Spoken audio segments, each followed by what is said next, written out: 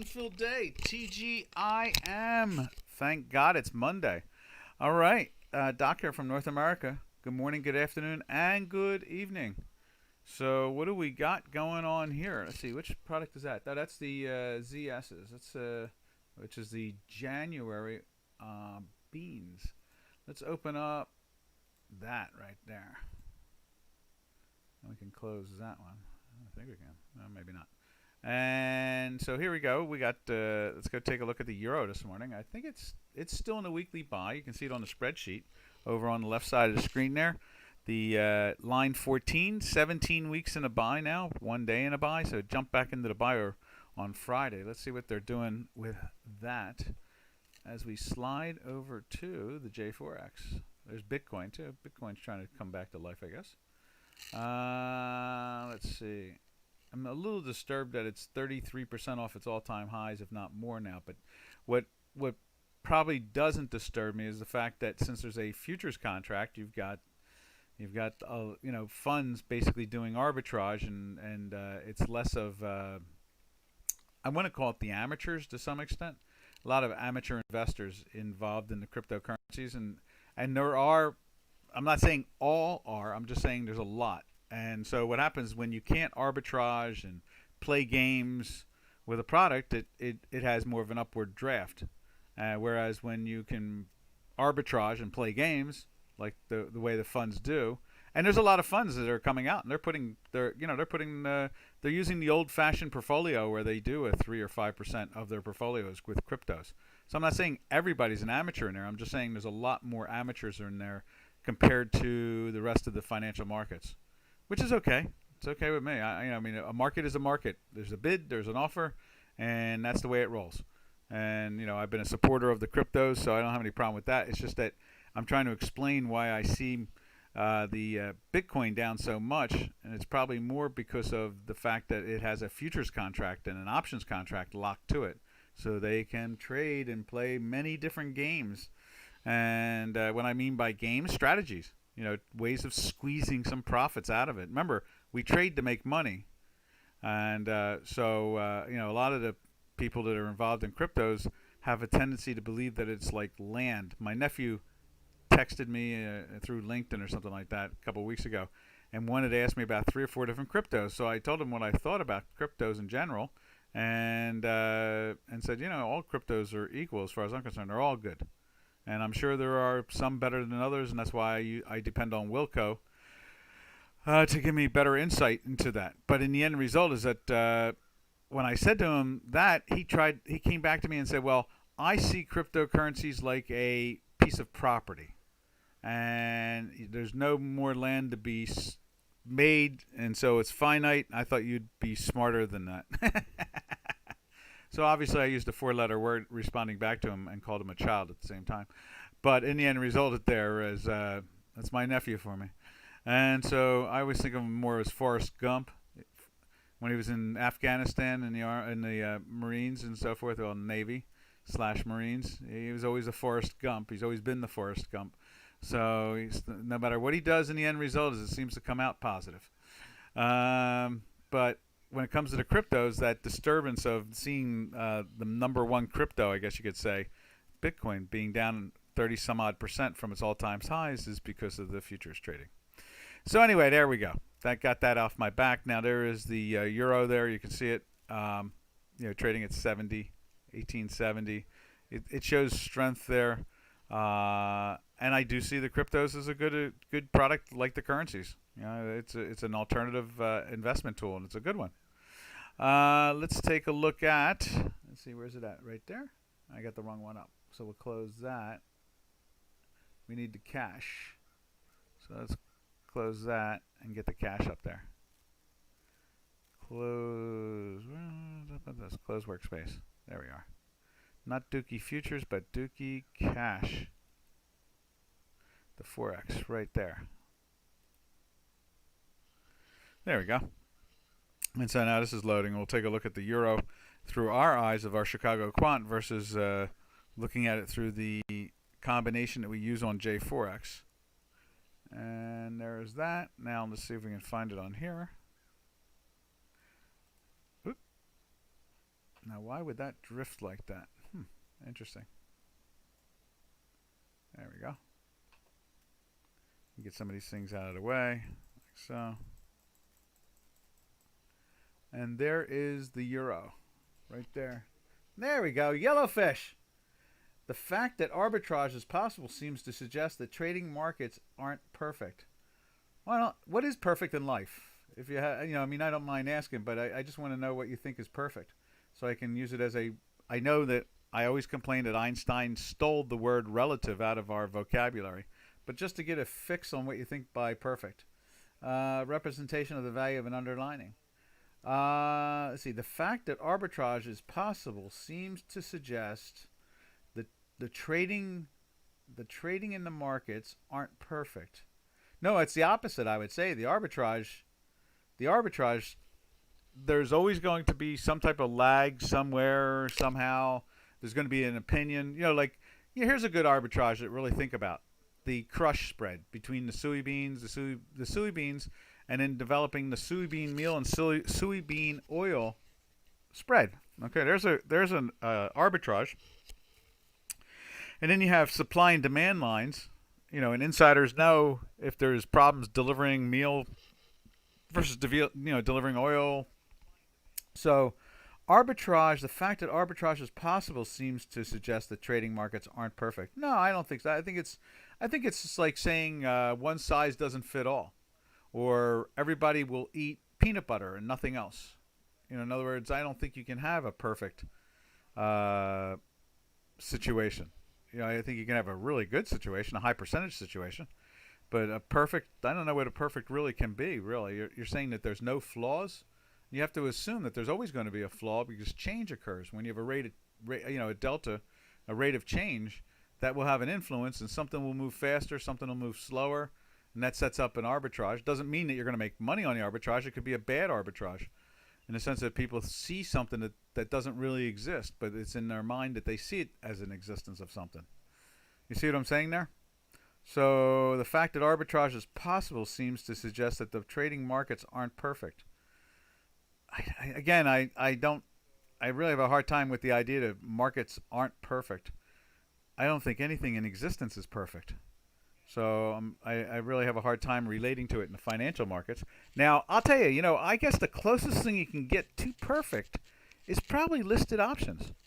Now you're going to pull us into the options conversation, because now I had a friend, and it's funny, someone mentioned him, a very good friend mentioned him to me like yesterday. He's been dead now for, I don't know, 8-9 years now. Louis was a pairs trade developer at Drexel Burnham Lambert, and he developed some interesting ways of pairs trading. And what pairs trading really is like an offset. People would buy, maybe you buy Volkswagen and you sell like BMW, and you do it in a VWAP and so forth. Now, money can choose the way they want to interpret the potential to make a profit or not make a profit. So that's they call that a hedge at the same time, or a balanced market, or a perfect market, I guess you could say. And so if there's anything out there that's close to perfection would be options. So in other words, you can trade an underlying product, and if you trade its options correctly, you can be offset very well. Whereas if let's say you buy General Motors and sell Ford, or you buy Scanion and try to buy short Scanion and buy Cummins, I don't know, different diesel manufacturers of engines for big trucks. That's more of an opinionated trade, as much as they want to call it a hedge or arbitrage. And they do. There's a lot of VWAP going on all day long with that stuff. So you see what I'm saying there? And let me just jump over to the second question. I don't understand how an exact monetary value can be assigned to cryptos like Bitcoin, which aren't really useful in any way. Well, they're useful in the sense of moving assets. And they're also useful by creating a electronic asset. And so, and then supposedly there's a fixed amount of it, so that it's a finite group, and so the desperation or the desire, however you want to describe it, makes them valuable to certain investment entities, that type of thing, And so I agree, perfect is not possible or even necessary. Assets are ultimately ideas humans construct. Exactly. Now, if you want to go the closest to perfection, we have to actually have an option conversation, because without a doubt, listed options are the greatest tool ever created for finance when it comes to, you could debate, like, let's say you could debate preferred stock or, convertible bonds as some form of perfection of an arbitrage, because they give you a call option in the bond to be able to exercise stock, which is obviously a lower category of asset in a company. But without a doubt, the initial way of looking at the best and greatest and most accurate arbitrage, or let's say hedge, skip the arbitrage, hedge, the perfect hedge is listed options, and there's nothing even remotely close to it after that. So that's the funny thing, is you could say, oh, well, I do a lot of pairs trade, and I buy British pounds and I sell euros, and then I buy dollars and I sell Swiss francs or something like that.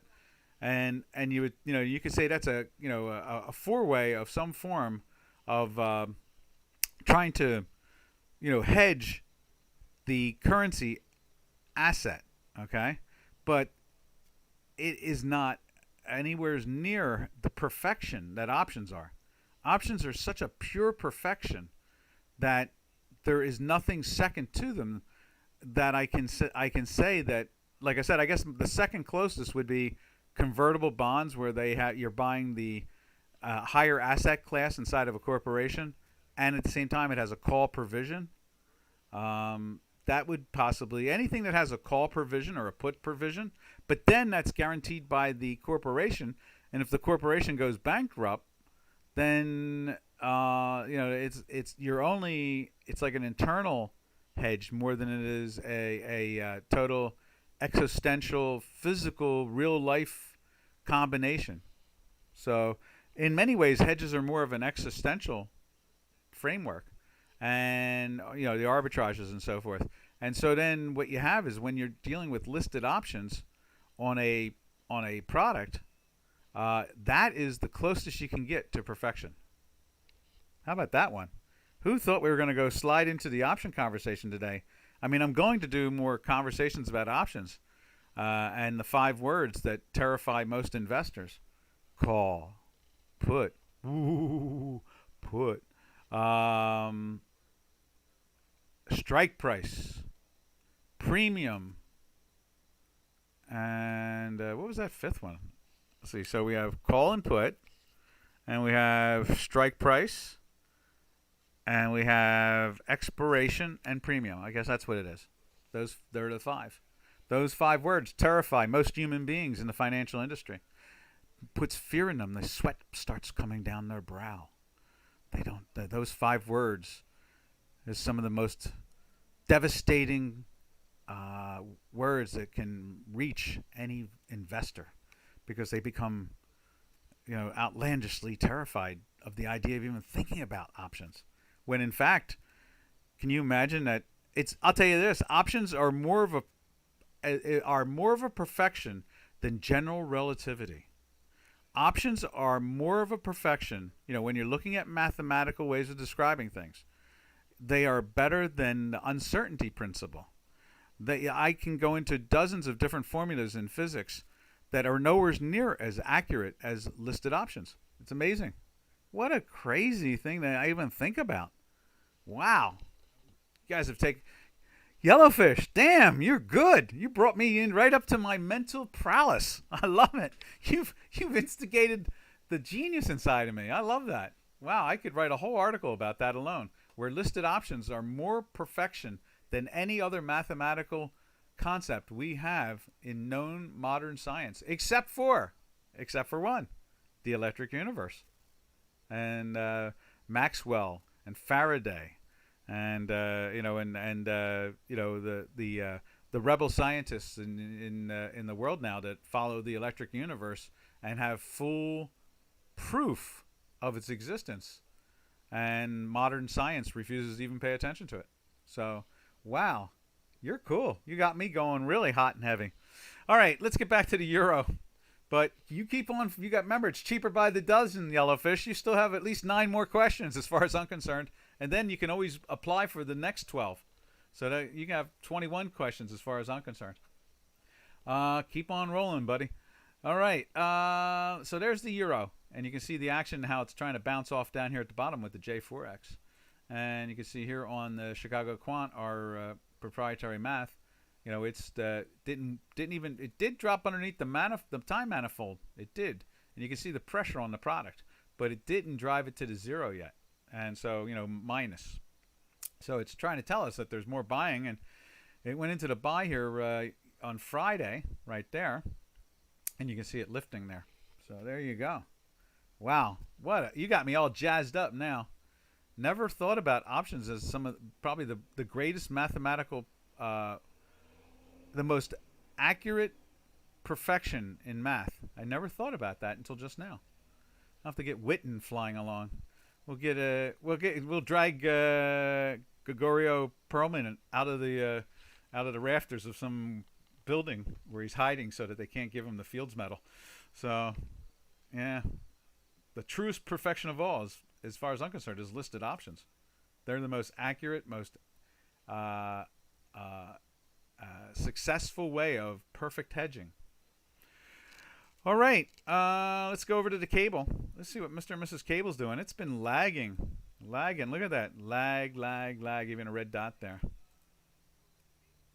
And remember, Yellowfish, you're allowed to jump in and say, hey, I'd like to look at, and I'll stop following my pattern and go right to it. We can look at other products too. We don't have to go through the montage of what I follow or what I show up here on the spreadsheet. We do have that dun dun dun dun, the fact check Excel sheet right there. The only I may be the only technician on the planet that newsletter technician that has a fact sheet live every day with my work. How about that? Is that the level of arrogance, of mathematical arrogance, or what? It has to be. That has to be one of the highest levels of confidence and arrogance that you can get in interpreting markets, predicting the direction of markets, by having a track record right to your left every day. That's so cool, isn't it? I think it is. When I first started doing this webinar, I used to call it Algo Wars, and I was thinking maybe we could have a platform that would challenge other technicians to challenge me. And we would, you would see new ideas, and you would see new technical analysis, and so forth and so on, And it never seemed to happen. No technician really, I mean, people have asked me to look at this and say, compare this to that, but I've never had any big name technicians come in and say, we challenge you. Our technique is better. It's like, good, bring it on. Algo Wars, Algorithm Wars, technician battling it out. I used to say that. I think I had. In the early Dukascopy ones, I used to say, two algorithms battling it out. A smackdown. WWW. All right, let's jump over to... Oh, did I take a look up here? Yeah, you can see that. It's trying to bounce up here. We're getting a little action on the cable on our Chicago Quant. But you can see this thing's hugging the manifold timeline on the negative side here. So... it's been a smack-a-doodle down from the 3482 area all the way down to... we went into the cell here in the... where did we go in the cell? We went into the cell right here. Is that it? Right there? I think that's it. Yeah, right there. So it settled at 3350 and change. And the high was 3480 and change. And...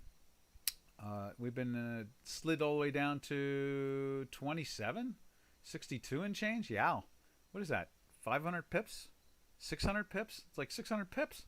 It's a heck of a slide, That's pretty good stuff there. I'm probably terrifying the visitors. nobody be afraid. You don't have to be scared. We're just having fun here. Just doing some math, looking at some markets. If you want to see something, you know, I mean, Yellowfish, you didn't interpret me as hurting you or challenging you, did you? I was trying to interpret you. I was trying to understand exactly what you're trying to say. I know that's it sounds crazy, but I was just trying to figure out exactly what perfect is. And then, boy, did you make me think about what perfect is. Huh. So, I guess it's a quiet Monday. That's what it is. All right. Let's go over to, unless anybody wants to see anything, we'll go to the Turkish lira. I understand that they put Russian Federation ships in between Syria and Cyprus. So I guess it's heating up over there somewhere, or who knows? Maybe the Russian Federation is. I don't know. I got a positive attitude about the Russian Federation, so I know it seems to be unfounded, but somehow or another, I kind of think in some ways that in the end they're going to clean up their act, get their laws in order, and become a very productive industrial society. I don't know why I think that. I think I do know why. I think it's because of the education force that they have, the amount of people educated, and all the natural resources they have. That it's just a matter of time before they get their game together, and they outproduce China, because China's, as long as you're going to hang on to that communist stuff, you know you can't really grow unless you have a sugar daddy like the U.S. And the sugar daddy has left the house, so now China is having issues. I see their exports are down in different products like foods and stuff, food staples. There's talk of real issues about the food production over there. Yeah, communism as usual starves people. It's good for the diet. You want to lose weight, become a communist. Let's see. So there it is, the Turkish lira. It looks like it's lifting back up again. I think it came in a daily sell. That's line 17. Yeah, 2 days in a daily sell. 41 weeks in a weekly buy now. 41 weeks. Is this thing going to bang out the 52? It's like the deck of cards. Is it going to hit 52? Hey, Bitcoin. How you doing? I need to write you. You need to write me? Sure. No, I really enjoy your answers, Doc. I'm really appreciated at Yellowfish because, one of the greatest things I miss about the trading floors is to be able to exchange ideas. Live, right there with other people who are interested in trade. I mean, think about it. You can't walk out your door, and where you're living, and start talking about investments and so forth that easily. A lot of people, their eyes are going to glaze over. Okay, I mean, some people are going to say some positive things, but we're on a trading floor. Every foot you move, there were people that cared about the marketplace and had an opinion. It was so neat. Okay, so what's this Bitcoin you want to write me? You need to write me. Well, I think you have my email, right? My email's up there. It's all over the place on the screen here. You can write me. Send it to my email. Or better yet, if you want to send it to Chicago Quant. That's probably even easier. You can send, that's up there somewhere too, isn't it? Or send it to Chicago Quant. And then I used to be able to say send it to Dukascopy, but I get confused on how to do that anymore since we're YouTube more than we are Dukascopy. But I think there's a way through Dukascopy. That's a third way you can get to me also. You could do that too. So try any one of those. The MIMMR at Comcast.net or the Chicago Quant Technologies.com. Let's see if I can find one of these here. Let's see, where is it at? Or Dukascopy itself. I get emails when people want to connect with me through Dukascopy. So I can be communicated through Dukascopy, and I can be communicated through Chicago Quant, and then, I think pretty much my email address seems to pop out every so often when I'm doing things around here. So let's see if we can find something right here. Where is it at? One of these will do it. Eric, try this. There it is right there. And I'm going to switch this over for a second. You'll be able to see it. If I can find the button. Button, where are you? Oh, there you are. I found you. So there. See that right there? That should do it. All right. Will that do it? If I go like that and copy it. I think I can copy it. Can I copy it? It doesn't want to copy. But that's one. You can get me through Dukascopy as DocDow, and you can get me at Chicago Quant, which is where's the hell's that? Let's see if I can find Chicago Quant here. Where is Chicago? Oh, there it is, right there in front of my face. There we are. Or you can go there, and you can send an email through there. There's 3 ways you can get me: Dukascopy, Chicago Quant, or my direct email. So that is that. Okay. I hope that answered your question, Bitcoin. Can't see my. Well, go with the Chicago Quant then, because I just tried to copy it and it wouldn't copy where I was trying to take it from. And if not that, then use Dukascopy. Or do both. For Dukascopy, it'd be DocDow. You can also address it as to DocDow and Chicago Quant also. So either one of them. And like I said, I do get it when you try to friend me. Try to friend me on Dukascopy, and that always sends me a text, and then I'll see that, and then we can try to connect that way too. Okay. All right. Yeah, and there's the Turkish lira. It's moving back up, and let's take a look at it on our quant. Let's get that out of my face. Let's get that out of my face. There it is. And that's a cable. Let's slip over to Turkish lira right there. You can see it's trying to lift up. Look at that. It's still not getting in a daily buy as much as it's lifted up. Have we made new all-time highs? I think we have today, haven't we? They're 49.75. 49.83.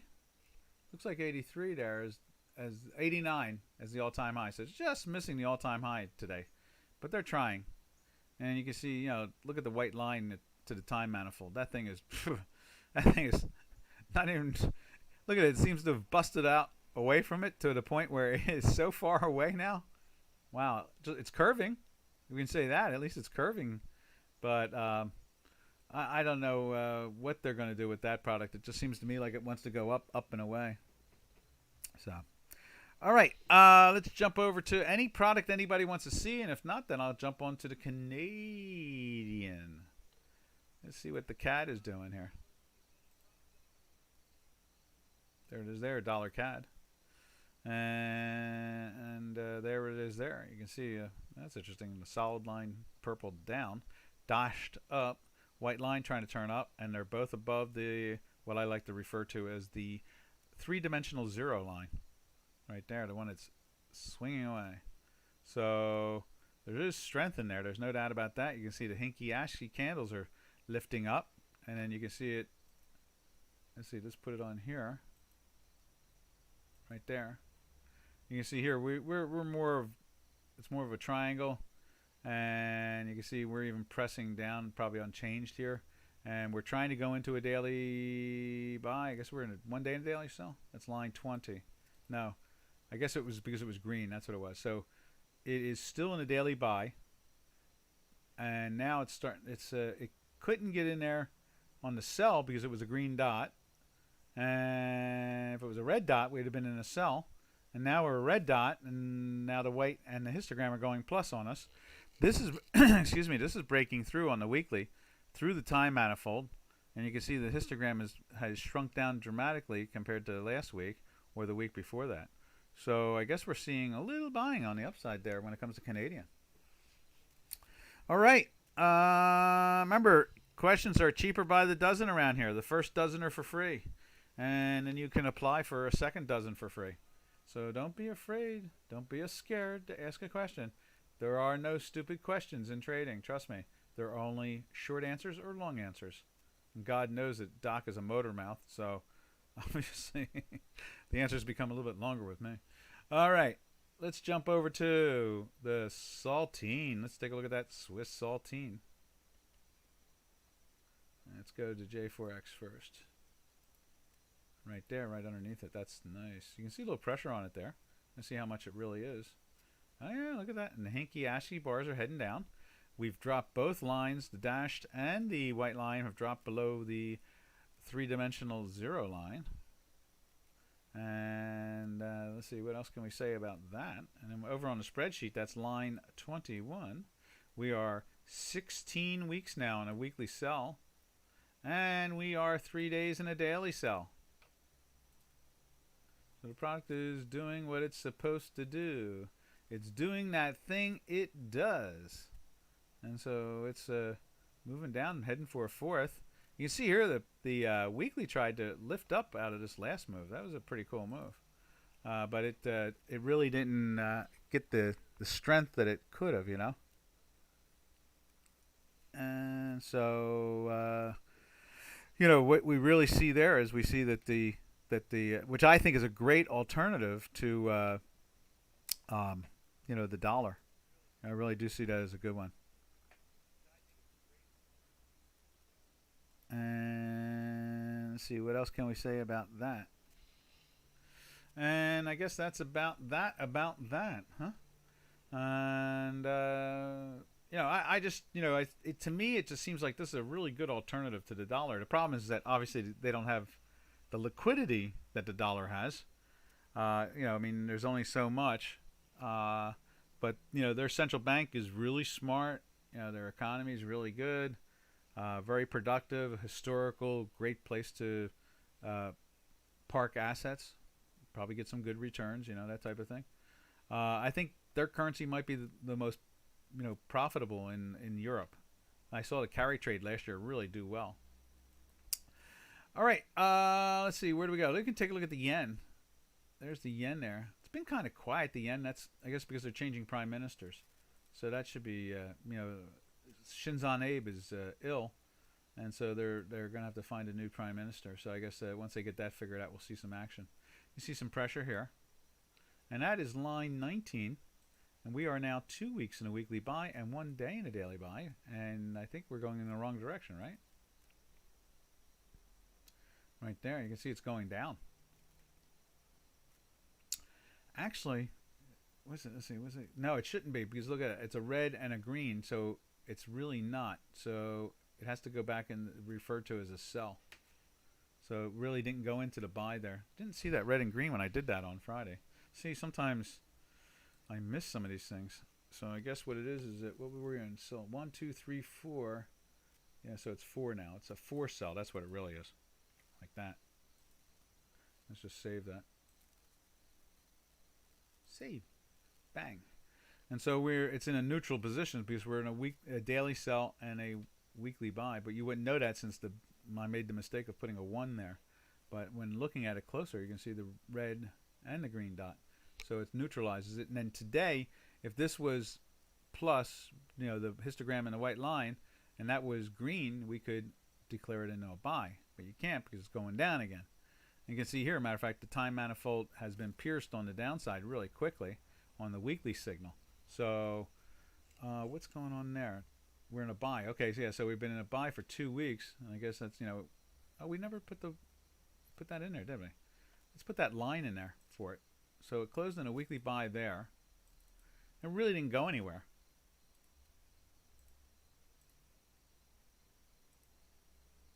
There we are. So we closed in the weekly buy there. And at the time we were in a daily buy. And then it just rolled over, you know, and then started to sell. So didn't last long. 1 day, 2 days in a buy maybe. And there was an opportunity to get out, but it wasn't the most profitable trade, that's for sure. But it was just a teeny weeny little trade at best if you were, you know, taking profits. But that is something. It's you know, I guess it's doing that sideways thing. I guess the Shinzo Abe situation has to play out, so it's probably more neutral. Oh, Tay, as Buckwheat used to say. And I make that face, but unfortunately you don't see that face, but I do make it. And so now we go over to, what do we do here? Anybody want to see anything? If not, we'll leave the currencies and slip over to, where do we go to? We'll go to crude oil. Let's do that. There it is, up there. 2 weeks in a sell, 1 day in a buy. I guess we can get rid of all the Z's. I was using that to remind myself that I was putting the numbers in. Notice there's no Z's here in the currencies, so I obviously missed a few things there. In the sense of being, you know, like I missed that it did not go into a buy. That's what I missed. Can I say it again 3 times fast? That it did not go into a daily buy. Okay, yeah, I did say that right. Okay, so here is crude oil. And you can see right there, 2 weeks in a sell, 1 day in a buy. And let's check it out on J4X and see what it looked like today. Looky. I got a cookie. And West Texas Intermediate right there. It is there it is. Light sweet. And you can see it's down in the underneath 37. Ooh, that's been a little ride down, hasn't it? So we were in a sell for a bunch of days, weren't we? Now it's trying to bottom out, but you can see Hinky Ashier is fighting it. And let's see what it looks like over here. Now we did move over to the November contract over the weekend. So where's that at? That is right there. Lumber. There's lumber. And there's crude oil, November oil. And it's playing with a daily sell today. It did go into the buy there, but we're in a weekly sell, so you couldn't be long. All you could do is take a profit from where we went into the sell here. And I guess the sell here, because then the weekly joined in right there on this one. So then it gapped down. And let's see. No more questions now. But I hope I didn't chase anybody away. I hate when I do that. I get excited when I do math.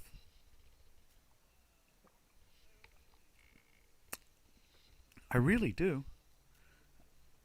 I get excited when I do math. Let's see. Was it You ever watch The Big Bang, the TV show? The theory, you know? Sheldon used to have colors for different things, like, you know, Fibonacci sequences. He'd see it in a different color, or a smell. When he looked at something, he could smell a formula. It would have a flavor to it. I can relate. Anyway, there it is there. You can see the weekly sell. And that's the crude oil, and it was an instant gratification on that one. Bang, down to the knees. Crushed that puppy like $5 on that sell, just in 1 day.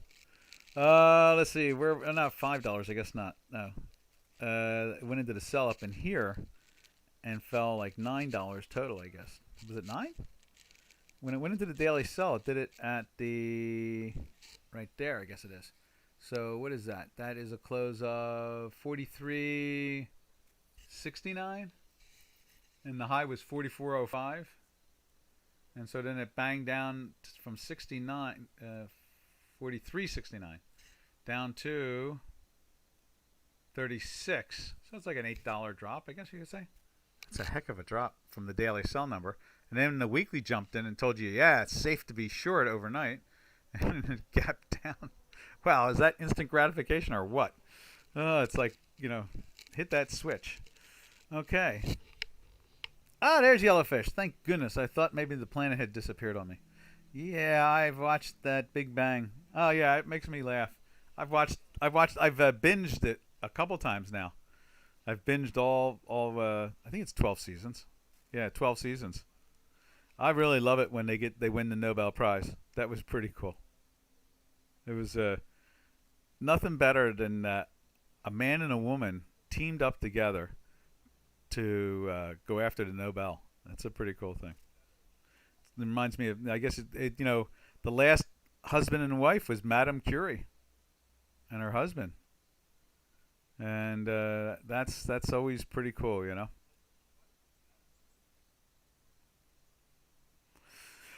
All right. Let's see. So there's the light crude. It's just it's rolling over again. That's for sure. Looks like it's trying to push itself into that cell, and you can see here the white line cannot get through the three-dimensional zero line here. That dotted grayish line, you know. Looking weak. That's for sure. All right. Now let's go over to gold. Let's see what gold looks like. Gold line right underneath oil. Right there. 1 week in a sell. 3 days in a sell. No, it's 3 days in a buy. Sorry about that, traders. 3 days in a buy. And there it is right there. Woo, nice spike up. And you can see there, but it's not really going too high, is it? But it looks big. You can see it's been holding up firm for a couple days.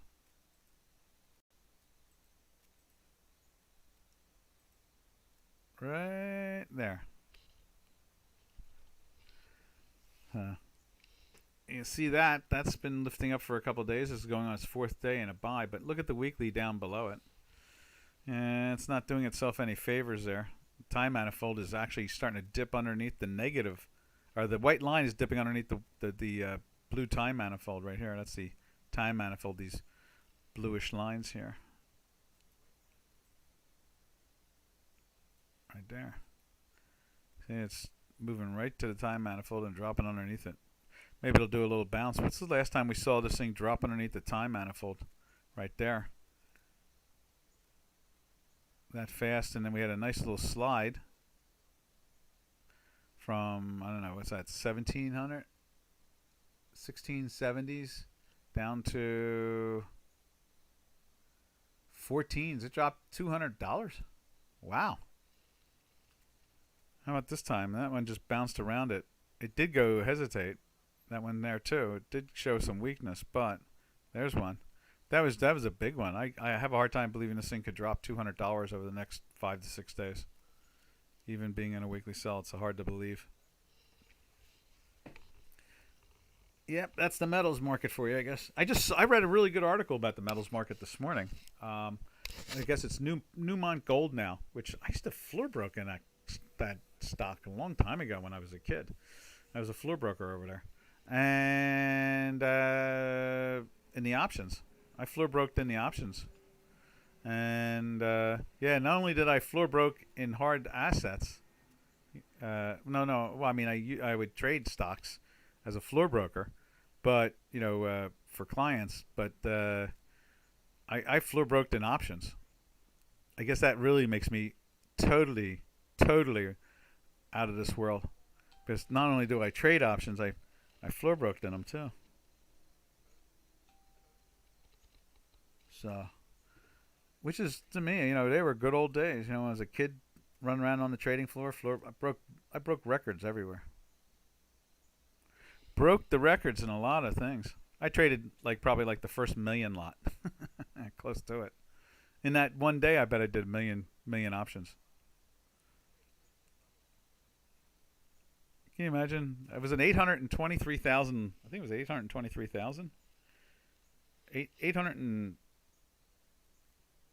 or 800,300. I don't know, it was something like that. Close enough though, man.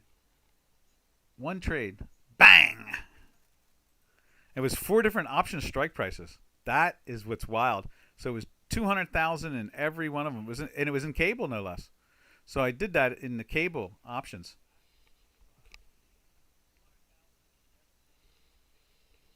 Yeah, cool, huh? And let's see now. Where else are we here? What are we looking at here? So we're looking at gold still. Okay. Let's jump over to silver. We don't talk about silver enough around here. There's silver. It's been really sideways. It slipped into the weekly sell 2 weeks ago, but not really going anywhere with it. You can see it jumped into a daily buy for a few days and jumped it back into a sell, but again, not going anywhere. Really sidelining this thing. It's kind of like, doesn't it remind you of the yen? The same type of pattern. So I guess the president of silver must be sick. The prime minister of silver must be sick. It's a big psychological difference trading on the floors versus trading from home. Oh yeah, the floors are much easier. Easier to make money. Easier, because you're around an environment it caters to trading. And whereas at home, I have this conversation a lot of times. At home or office, you have to be proactive. And from a trading floor, you are reactive. It's a whole different game. Yeah. And I think that I don't see enough books written about it. I see a lot of kiss and tell books that want to tell you how they made a lot of money doing something that doesn't exist anymore. And they pretend that it still exists. But, it really doesn't. Because it's totally, as you Yellowfish, you're totally accurate there. It's a big psychological difference. It really is, because it's proactive versus being reactive. I mean, how many times have I said no one's banging on the door? Yeah, send it to him.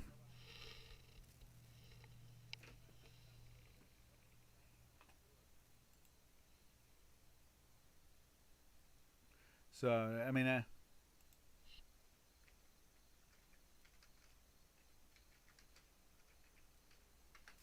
Yeah, I see Bitcoin you got through at Robin at Chicago Quant. Good. So yeah, you're totally right, and I complain about that all the time. I really wish some of these people who are writing these books about making money, I wish they would clarify the fact that the environment that they were in, that doesn't exist anymore. So why would you write? I mean, I could write a book about some of the wildest things I've seen on the trading floor since I was a member of 5 different exchanges at any given time. So I mean, I can. No, he did not. He needs it.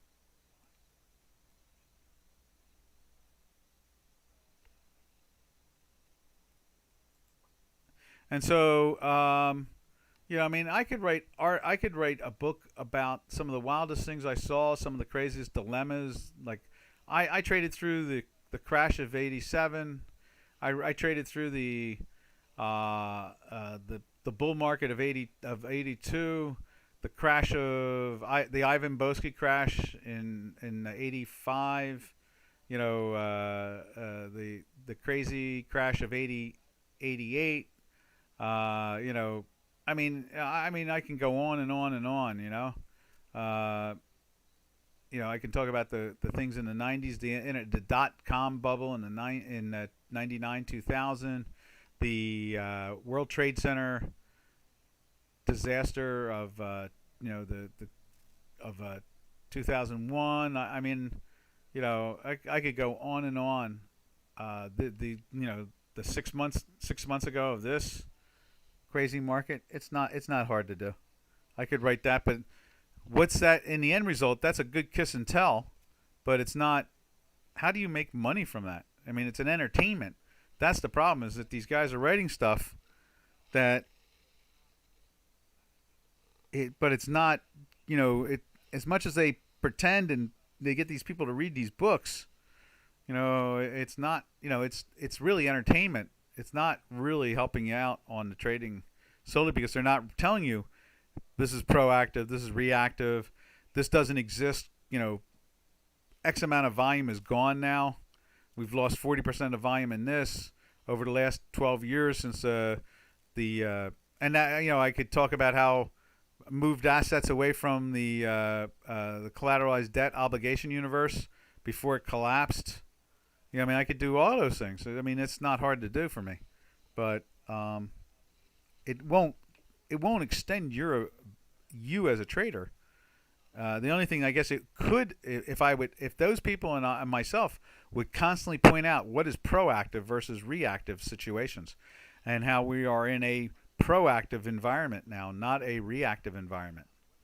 And so I guess there are some reactions, you could say, by following the news, but we all know what the news is like.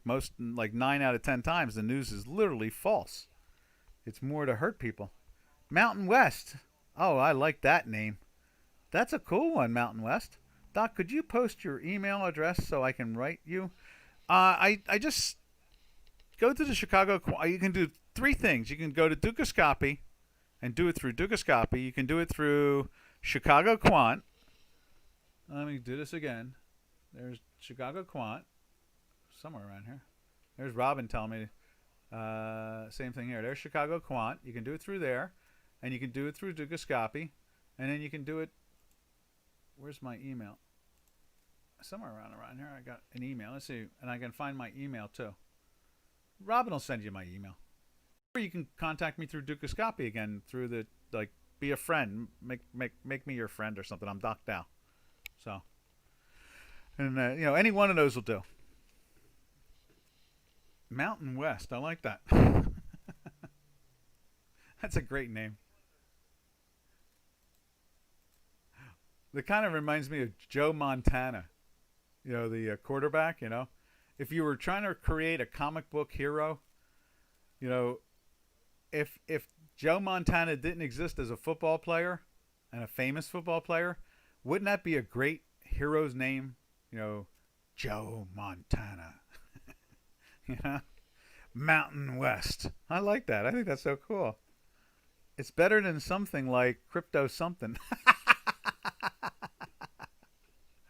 All right, I hear you. You mean like I'm not going to say it. No, I'm not going to start that battle. Forget that one. No.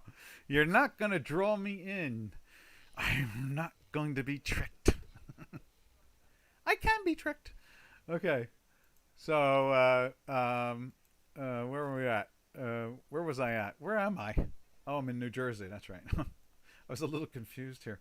All right. Let's drift over to, where are we at now? Oh, we were looking at Silverado. Yeah. I guess the president or prime minister of silver must be having issues. It looks like the yen right now. Everyone got that kind of name, you know? Yeah, I know. Yeah, I hear you. I hear you. So, Joe Montana. I saw a better one today. I saw one that said, if I was going to listen to somebody who chases a bull, let me say that again. If I was going to listen to somebody about politics that chases a ball, I'd listen to my dog. Someone was saying something about athletes and their opinion on politics, and they said if I really wanted to listen to somebody that chases a ball, I'd listen to my dog. I think that fits right with it. Don't I? See, that's the type of mind I have. It just goes out into these crazy places. So there you go. All right. So what are we at now? Okay, yeah. So the prime minister or president of silver seems to be ill also. So the same identical pattern to the yen. All right. Let's go over to what else are we looking at here? Let's take a look at the stock indices. They're trying to lift up, but not as well as you would think. You know, I'm surprised. Here's the S&P 500. And you can see it. I mean, you can see it's trying to lift up here, and you can see here on the J4X, it is trying. You know, there's an effort right there. Hasn't broken the three-dimensional zero line, but is that an oxymoron or what? A three-dimensional zero line. Okay, so I guess it's like in touch, out of touch for non-Americans who follow sports. In touch or out of touch? You know, in foul territory or not in foul territory? Line of scrimmage or not line of scrimmage? Or one side of the line of scrimmage versus the other side of the line of scrimmage. That's how our math looks. Go or no go? Euler. There you go. That's the best of them all. Go, no go. Euler, the mathematician. All right. Let's see. Where am I at? Oh, yes. We're leaving silver and we're going to the S&P 500 right there. And as you can see here, it's trying to lift up. Let's see if we can widen this out so you can see it. See, it's trying to lift up. I mean, it is. It's up like 30 some odd points, I think, isn't it? Where is it at? Is it on here? Let's see. We go to our intraday. We'll see it in a second here. There it is, right there. So it's up 42 points almost, 41.75 right now. That's rocking and a rolling. That thing is like, yeah, baby, go. Go, mama, go. And let's see, let's go back to that right there. Is Bitcoin going up this year? If there's more buyers than sellers, I would think so. Ooh. When it goes into a weekly buy, it's going up as far as I'm concerned. And when it goes into a weekly sell, it's going down. That's the way we read it. That's why our accuracy is so high. And that's why we can have a fact check spreadsheet. Anybody wants to challenge the statistical average, just go on YouTube and look at our statistical average. It's published every day right there live and then recorded for posterity. So and the end result is if Bitcoin, you can see Bitcoin is, where is it on my spreadsheet? It's the last one down at the bottom. So you can see there 4 weeks in a sell and 1 day in a buy. No, that's a sell too. And 1 day in a buy. So it's going down, I guess. Now let's take a look at Bitcoin. Now you've brought that subject matter up. But I'd imagine the cryptos will be doing just fine. There's no reason why they shouldn't. It's an asset class that has a very fascinating following, you know. There's September. There you go. There's where it went into the sell up in here. You can see it's, you know, it climbed into the daily buy on front. Now what is that? So where'd the red and green come in? Oh God, I hate when it does that. I hate this service provider. What is that? That's yeah, that's a plus, and the white line's a plus, but we got a red dot there. But the buy is now, because this is higher and this is above the white lines here like that, it is officially in a daily buy from that day now. But it lags by a couple hours. So it's a drag. And that's how we use the math, to prove that out. I think traders are waiting for the November, third election. I agree with you totally there. At which point, if Biden wins, the stock market might crash. Oh, yeah, I think a lot of things are going to get ugly if Biden wins, but I can't even imagine them. It's going to be a landslide election night, and then it's just going to be one long lawsuit after that. So Trump will win in a landslide. He'll win 35 to 37 states. And then there'll be a lawsuit by the Democrats going into the next 10 days. And that's how it'll all work. So Trump wins by landslide election night, and then lawsuits for 10 days, and then 4 years of complaining. Okay, so Yellowfish says, let's see, on average, how many signals does your system generate each week? Well, it generates a daily one every day. I mean, it depends on the time frame. I mean, you can go to our very short-term one right here, and here's a NASDAQ 100, and you can see no more than 26 minutes ago. Let's see, it went into a buy 20 like back at 806, stayed in a buy. It flirted with it. Did it get into the sell there? It was a minus 17, and let's just see the plots. So it would be plot 4 and plot 6 we're watching. So plot, okay, so what did it do there? So it went into a sell and then went right back into the buy here, right? Had a red green, and then it ran up. So I mean, it's that relative thing again, Yellowfish. God, I was saying to my son-in-law yesterday, and he's a biological research scientist that does things for fisheries and all, and I was saying, one of the greatest catastrophes of all was taking the word relative out of our vocabulary. So it's all relative. In other words, how many signals can we get in a week? We can get as many as, not as you want, but we can get a lot of signals depending on the time frame. It all comes down, if we're looking at a daily and a weekly, then you can see, let's go back to the S&P 500 again. That's what we have up on the chart there. Let's put that back in there, if I can find it. Right there it is. And so every day there's a signal, and there's a weekly signal, and that's Bitcoin.